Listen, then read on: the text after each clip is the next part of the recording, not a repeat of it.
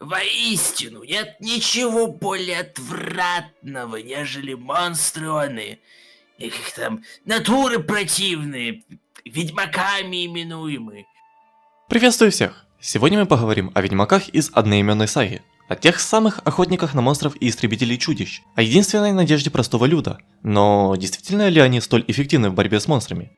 В этом мы и постараемся сегодня разобраться. Я буду руководствоваться информацией только из книжной саги о Херпельте из Рыбии. Несмотря на то, что в играх было добавлено множество новых фактов, их каноничность стоит под вопросом. Ведьмаки – это мутанты, люди, пережившие определенные изменения в организме и прошедшие сквозь долгие тренировки. Они обладают значительно большей силой и ловкостью, нежели обычные люди. Их реакция и острота органов чувств являются практически недостижимыми для простого человека.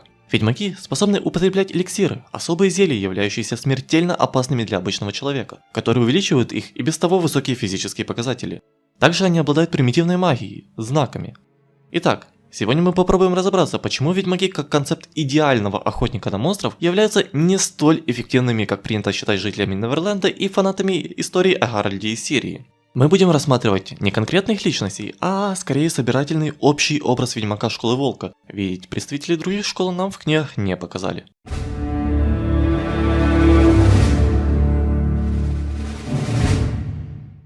Серебряный против чудовищ, стальной против людей. Первое, что бросается в глаза, это ведьмачьи мечи, стальной и серебряный, которые ведьмаки используют в своем ремесле. В книге Герван сражался полуторным мечом, общая длина которого составляла около 1 метра. В целом, меч – это отличное универсальное оружие, которое способно наносить как колющие, так и рубящие удары. При должной подготовке меч открывает множество приемов и стилей боя. Но так ли он хорош в борьбе с монстрами? Меч не дает большого выигрыша в дистанции, а чтобы им полноценно сражаться и проводить некоторые приемы, нужно подходить практически вплотную к противнику. В случае сражения с монстрами, имеющими довольно разнообразную анатомию, паттерн нанесения ударов и достигаемость, дистанция играет жизненно важную роль. И тут дело даже не в том, что ведьмак может не уклониться от какого-нибудь выпада или что-то в этом роде. Проблема заключается в неоправданном риске, которым можно пренебречь в первой, пятой, 10-й схватке. Но в 20-м бою ведьмака зацепит какой-нибудь утопец своими когтями. Да, конечно, он обладает ускоренной регенерацией и крайне высокой живучестью по сравнению с обычным человеком. Но продолжит ли ведьмак столь же эффективно сражаться с вываленными кишками или искалеченной рукой? Лучшим решением этой проблемы будет использование стрелкового оружия, которым ведьмаки книжной саги пренебрегали в силу какого-то кодекса или личных убеждений. Использование луков или арбалетов сильно упростило бы им жизнь. Лук дает выигрыш в скорости стрельбы, а арбалет позволяет мгновенно сделать первый выстрел, если же, конечно же, его держать заряженным. Стрелковое оружие позволяет с безопасного расстояния убить или хотя бы ранить противника, особо ничем не рискуя. Более того, дальнобойное оружие дает возможность сражаться с летающими противниками, что делать, используя меч, крайне затруднительно. Для ближнего боя лучше всего использовать копье или его разновидности. Несмотря на свою простоту, копье является крайне эффективным оружием не только в пехотном построении, но и в одиночных схватках. Оно, точно так же как и меч, имеет огромный потенциал в фехтовальном искусстве и во многих случаях превосходит его на поле боя. Но самое главное преимущество копья – это возможность держать противника на достаточно большом расстоянии, что в схватках с монстрами может стать решающим фактором. Но полностью от меча отказываться не обязательно. Он может стать отличным дополнительным оружием в случае, если копье окажется неэффективным или попросту сломается. Даже волки сбиваются в стаи. Видимо, я какой-то не такой. Вторая и самая фатальная проблема ведьмаков – это то, что они работают в одиночку. Возможно, когда ведьмачье дело процветало, кто-то из них и работал в группе, но в книжной саге ведьмаки были продемонстрированы именно как одинокие охотники на монстров. Напарник – это не просто дополнительная боевая единица. Это, в первую очередь, товарищ, который сможет спасти жизнь в трудной ситуации, прикрыть спину, проследить за лагерем, пока остальные спят, или заметить опасность. В случае, если ведьмака ранят в бою, и он не сможет продолжить сражение, или же он из-за каких-то значительных повреждений и потери крови не сможет двигаться и потерять сознание где-нибудь в лесу. Конечно, благодаря мутациям он не умрет от ран, но сумеет ли он регенерировать до того, как монстры или холод добьют его? Именно для таких ситуаций и нужен хотя бы один товарищ, который сможет в случае необходимости принять бой на себя, позвать на помощь, вытащить в безопасное место или ухаживать за раненым. Работа в команде могла бы позволить выжить в большинстве смертельных для одиночки ситуаций. Мне в пути до ада ничего не надо. Путешествие, так сказать, налегке является третьей проблемой ведьмаков, хоть и не столь критичной, как предыдущие. В В книге Гриша из Сербии имел с собой лишь лошадь, небольшой запас эликсиров, мечи и скудный запас иных вещей, нужных в дороге. Да, конечно, путешествие с минимально необходимым набором снаряжения обладает множеством преимуществ, но не в случае, когда нужно охотиться на достаточно обширный спектр довольно разнообразных существ.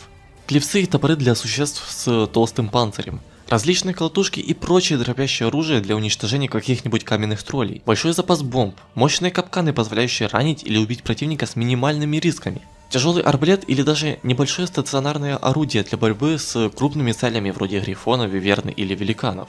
Конечно, с каждой из этих задач можно справиться и с помощью одного меча, при должной подготовке и навыке. Но будет ли такое решение эффективным? И насколько это увеличит риск тяжелого ранения или смерти?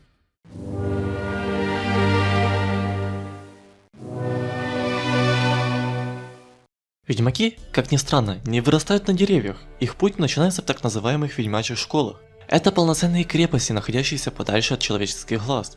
Но насколько рационален подход к созданию новых ведьмаков? Оправданы ли те силы и ресурсы, которые в это вкладываются? На 3-й день умерли все дети, кроме одного отрока, годов едва 10.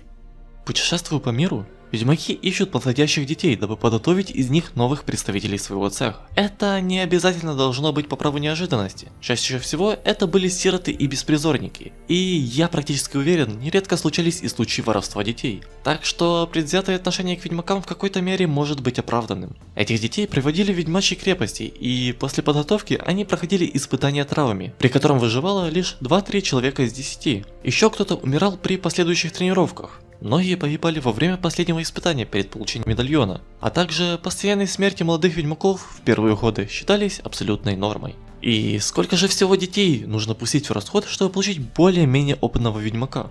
15? 20? Подбирали, разумеется, не абы кого, а физически сильных и здоровых, которые смогут пройти изнурительные тренировки и испытания травами. Но в феодальном обществе редко когда можно найти ненужную рабочую силу. Каждая пара рук в сезон посева или сбора урожая на вес золота. По итогу, мы получаем по сути конвейер по утилизации детей. И это все предприятие требует огромных трудозатрат, постоянный сбор подрастающего поколения из деревень и городов, содержание целого детсада в крепостях на задворках мира, постоянный сбор нужных ингредиентов для мутагенов и покупка или производство хоть какого-то снаряжения для будущих ведьмаков. Их Каэр Морхен, где они бесчестники гнездятся, где мерзкие свои дела обделывают. Крепость в средневековье – это оборонительная конструкция, часто служившая домом для феодала. Это сложное инженерное сооружение, содержание которого требует огромных денежных и трудовых затрат. Отопить и осветить крепость – это далеко не тривиальное задание, а ведь она еще и время от времени нуждается в ремонте. И люди, которые будут этим заниматься, также нуждаются в пище. Не стоит забывать еще и о детсаде из предыдущего пункта. И наборе учителей, которые тренируют детей и приглядывают за ними. Ну и как вишенка на торте. Меч – это не просто оружие в средневековье, но и показатель статуса. Далеко не каждый мог его себе позволить. Это было оружие знати, символ их богатства и положения в обществе. И Каэр Морхен, как известно, обладал целым арсеналом мечей. Оно и не странно, ведь чем же еще сражаться молодому кандидату в ведьмаки? Сам он пока не может позволить себе такие покупки. И ведь этот арсенал нужно еще и постоянно пополнять, ибо после смерти ведьмака в каком-нибудь болоте некому будет вернуть его клинок обратно в крепость. Конечно, ведьмачьи школы содержались не королями или феодалами, а самими ведьмаками. И чтобы содержать столь, я бы даже сказал, нелепо дорогое предприятие, им приходилось отдавать львиную долю своего дохода. Видимо, именно поэтому они все и были такими нищуганами.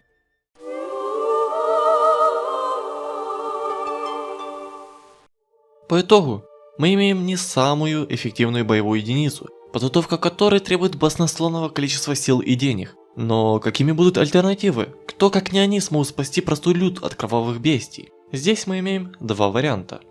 Первый – маги. Как мы выяснили, содержание школ и подготовка ведьмаков может стоить не сильно меньше, а то и больше, чем обучение магов. Но они являются более самостоятельными и универсальными бойцами. Огромный спектр разрушительных и созидательных заклинаний позволяет волшебнику решить практически любую задачу.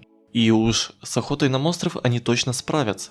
Но в силу своей специфики, маг вряд ли будет бегать по болоту за утопцами. А если и будет, то только за большие деньги. Ведь у них есть дела поважнее, вроде создания лож и управления судьбой Севера. Так что маг не очень подходит на роль массового охотника на монстров. Скорее, его можно использовать в крайне редких случаях, когда никто другой с задачей не справится. Второй вариант более прозаичный. Это небольшие отряды наемников. Профессиональные группы охотников на монстров, в среднем по 5 человек. Да, физически человек уступает ведьмаку, но слаженная работа в команде и подход к охоте со знанием дела могли бы как минимум уравнять шансы. А использование большего количества специализированного снаряжения, бомб, капканов, стрелкового оружия, копий помогли бы сильно расширить спектр доступных задач и даже минимизировать риски для каждого участника группы. Более того, для подготовки подобного наемника не нужно пускать в расход 2 десятка детей и десяток лет тренироваться на затворках мира. Поэтому они легко могли бы приобрести большую массовость, чем ведьмаки. И примеры таких наемничьих групп мы уже видели в книжной саге. Это Рубайлы из Кринфрида и Краснолюды Ярпена Зигрина. И они, в отличие от Гарфилда и Жмехи, смогли убить даже несколько драконов, что говорит о том, что подобные охотники на монстров являются как минимум не менее эффективными, чем ведьмаки. Ну а на этом все. Всем спасибо, что досмотрели до конца. Всех благ. Чума. Страшная хворь движется по древним покинутым землям. Восстание, мятежи, предательство заполонили регион. Люди превращаются в мерзких исчадий, а во главе он, чумной принц, богомерзкое шествие которого, похоже, остановить никому не под силу. Разве что им, отряду героев. Впрочем, немногих из них можно называть героями. Сборище иномирцев, призванных хранителями печатей для защиты этого мира от тьмы, куда больше, нежели Ангриман. Справятся ли они? Что их ожидает, неизвестно. Однако они – наша последняя надежда. Я бы хотел порекомендовать тебе квест. Ролевой проект, который позволит тебе окунуться в фэнтезийную вселенную. Множество механик, открытый мир, отзывчивая администрация и дружная комьюнити ждут тебя там. Создавай и отыгрывай того, кого пожелаешь. И помни, судьба Эленгарда находится в твоих руках.